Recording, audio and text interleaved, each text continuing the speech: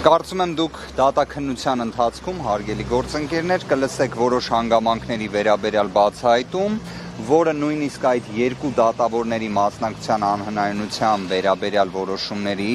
գնահատման լուրջ խնդիրներ է առաջացնելու։ Դուք կհիշեք երևի թե կենտրոնական ընտրական հանձնաժողովը վերաքվեարկության օրենսդրական պարտականությունը չկատարելը հիմնավորում էր իբրև տակտիկական հնարավոր քվեարկության ռիսկերով։ Հիմա որ բացահայտեմ այն հանգամանքը,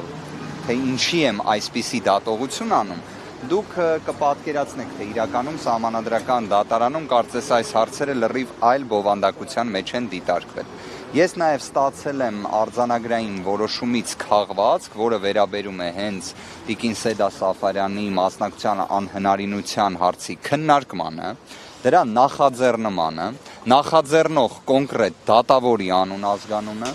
մի շարք այլ հանգամանքներ, բայց կխնդրեմ, որ դրանք մենք մանրամասն քննարկենք արդեն սահմանադրական դատարանում նիստը մեկնարկելով։ Այն, որ սահմանադրական դատարանը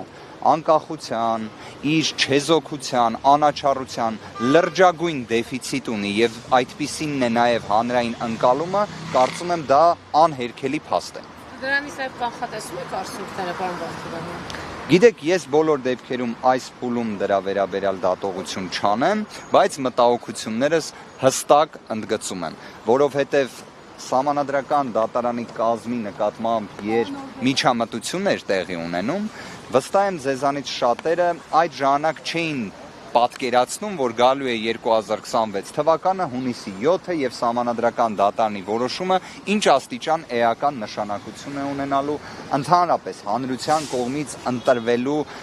ընտրելու եւ ընտրական սկզբունքի իրացման տեսանկյունից, բայց եկել է այդ օրը։ Պարոն Վարդանյանի վերջո Փաշինյանին, նրա ուժին չընտրած քաղաքացիները ինչ ակնկալ են սահմանադրական դատարանից, այդ սահմանադրական դատարանը նաև նրանց սահմանադրական իրավունքները չպիտի պաշտպանի։ Ի վերջո արձանագրենք մեկ հստակ փաստ, սիրելի հայրենակիցներ, հարգելի գործընկերներ, քաղաքացիական պայմանագիրը չի հաղթել այս ընտրություններում։ Ի վերջո, եթե իրենց պատկերացմամբ ժամանակակից եվրոպական, դեմոկրատական չափանիշը նա է, որ ձայների փոշիացման շնորհիվ իշխանություն ձևավորելը ըստ ԿՀ-ի արձանագրության դա բավարար է հաղթանակ արձանագրելու համար, քավլիցի, թող դա լինի իրենց կարծիքը։ Սահմանադրական դատարանը ունի մեկ առաքելություն՝ արձագանքելու եւ արձանագրելու այն զանգվածային եւ կազմակերպված բնույթ կրող ընտրախախտումների փաստը, որը իսկապես ակնհայտ է բոլորի աչքի առջև է եղել թե ատելության խոսքը, թե վարչական ռեսուրսի չարաշահումը, թե ընդհանրապես կենտրոնական ընտրական հանձնաժողովի անկախության իսպառ դեֆիցիտը։ Պատկերացրեք, մենք խոսում ենք ընտրական գործընթացի երկու կարևորագույն մարմինների մասին, մեկը կենտրոնական ընտրական հանձնաժողով, մյուսը սահմանադրական դատարան, երկուսն է անկախության լրջագույն խնդիրներ ունեն, լրջագույն։ Ի վերջո հաշվի առեք, սահմանադրական դատարանի դատավոր է անձ, ով մինչև վերջերս եղել է առանցքային բնույթի ներկայացուցիչ քաղաքացիական պայմանագիր կուսակցության, նույնիսկ մասնակցության անհնարինության որոշման տեսանկյունից է։ Դուք իրավիճակը եւ մթնոլորտը գնահատեք։ Համանման իրավիճակ էլ կենտրոնական ընտրական հանձնաժողովի դեպքում եւս առկա է։ Պարոն Վարդանյան, մյուս անդամների հետ վերաբերյալ վերապահումներ ունեք։ Առնվազն երկու սահմանադրական դատարանի դատավորի վերաբերյալ որոշակի վերապահում ունենք, նաեւ դա կներկայացնենք նիստի ընթացքում։ Սաֆարյանից բացի եւս Նիստի ընթացքում կներկայացնենք։ Պարոն Վարդանյան, նաև ամփոփելով հասարակության համար որպեսզի պարզ լինի։ Մինչև ընտրություններից հետո իշխանությունները աղաղակում էին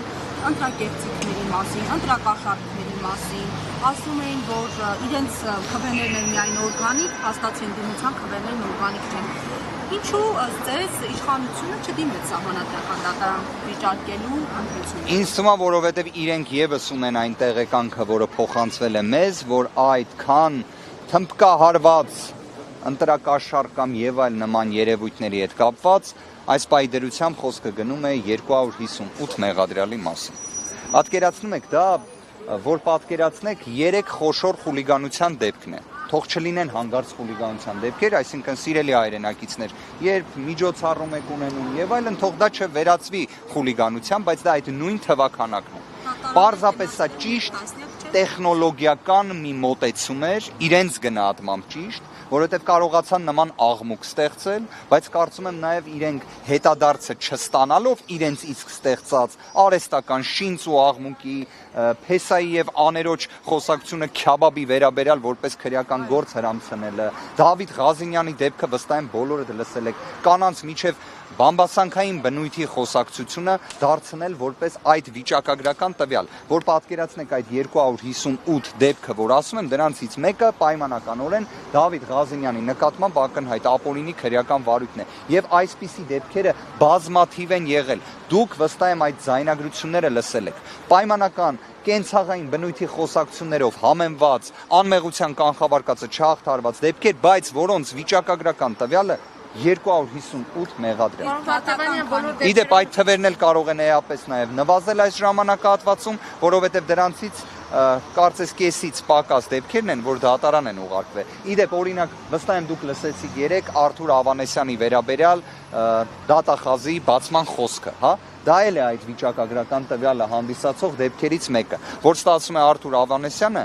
մեկ ձայնի համար իբրև խոստանում էր տուն, աշխատանք եւ այլն։ Հարգելիներս, սա պարզապես լուրջ չէր այս ամենը եւ երևի թե դրա համար էլ սահմանադրական դատարան չեն դիմել, բայց թող միանան մեր դիմումին այդքան խոսում են։ Ավելի քան 250 հատ դեպքեր են եղել, դրանք բոլորը հեռախոսային գաղտնալսումներ են։ Որ պատկերացնեք, ես վստահ եմ, որ Հայաստանի Հանրապետությունում 2026 թվականի փետրվարից մինչև հունիս ամիսը ռեկորդային թվի գաղտնալսումներ են իրականացվել, ռեկորդային թվի օպերատիվ հետախուզական միջոցառումներ են իրականացվել, այսինքն մենք խոսում ենք տասնյակ հազարավոր նման օպերատիվ հետախուզական միջոցառումների մասին։ Եվ չնայած դրան, կրկին հիշեցնեմ 258 դեպք, որտեղ մեղադրանք է ներկայացվել, իդեպ ձեր հարցին էլ հենց պատասխանելով նման իրավիճակ ձեր նկարագրած ես չեմ լսել, չեմ տեսել։ Ես եմ շնորհակալ։